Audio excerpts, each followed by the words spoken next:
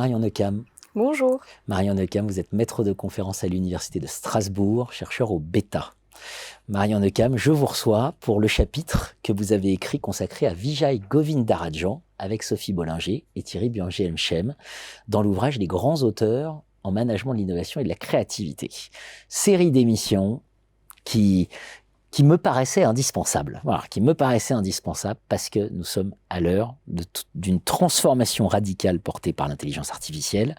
Et donc, il est très instructif et intéressant de savoir où on en est dans la recherche en management de l'innovation, de la créativité, c'est-à-dire ces éléments qui nous distinguent jusqu'à quand, espérons-le longtemps, des intelligences artificielles.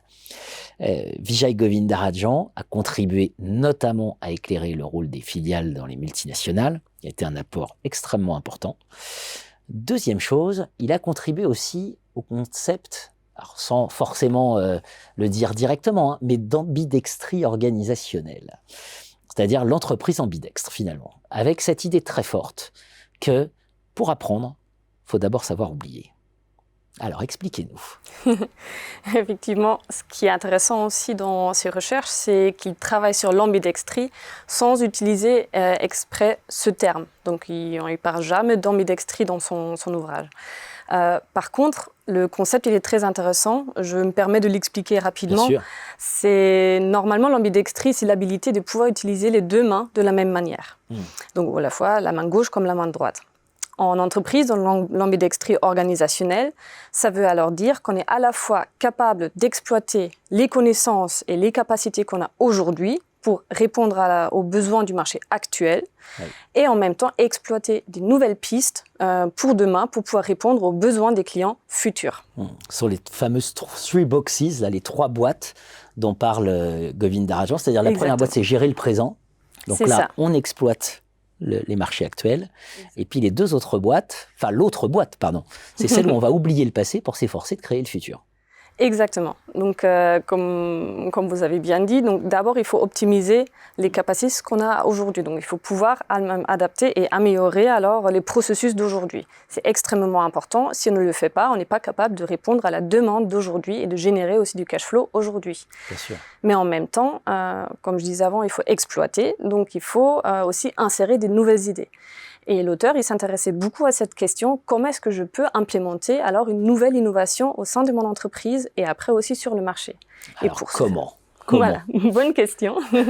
Alors, ce que lui, il propose, c'est il faut alors oublier le passé. Et cette notion d'oublier, elle est très importante dans ce qu'il écrit, parce qu'il faut oublier tout ce qu'on sait aujourd'hui, les valeurs qu'on a aujourd'hui, pour créer de l'espace pour l'innovation. Et une fois qu'on a créé cet espace, donc on a enlevé tous les obstacles qui peuvent être en chemin vers l'innovation, là on est capable après de créer vraiment des nouvelles pistes pour le futur et introduire alors une innovation. Alors on rappellera quand même qu'oublier le passé, c'est pas si simple que ça. Parce que d'aucuns diraient, qui dit oublier le passé dit finalement oublier la mémoire. Ça peut être un peu dangereux d'oublier la mémoire quand même. Mais c'est bien pour ça qu'il propose de le mettre à côté. C'est-à-dire, c'est bien ça le concept d'ambidextrie. En fait, il faut partir dans autre chose, accepter de faire complètement autre chose. Exactement. Il fait aussi le lien entre, d'un côté, oublier. Donc, il propose même que cela se passe dans des équipes différentes qui font cet exercice d'oublier alors, et de pouvoir alors créer l'innovation disruptive qui est en dehors de ce que sait faire l'entreprise aujourd'hui. Mais en même temps, il introduit aussi le concept de emprunter, où il faut alors quand même collaborer avec l'organisation et être intégré parce que finalement, cette nouvelle entité qui oublie, elle n'est pas autosuffisante pour générer de l'innovation. Capacité à gérer des paradoxes, des contradictions qui finalement donnent la marque du vrai leadership.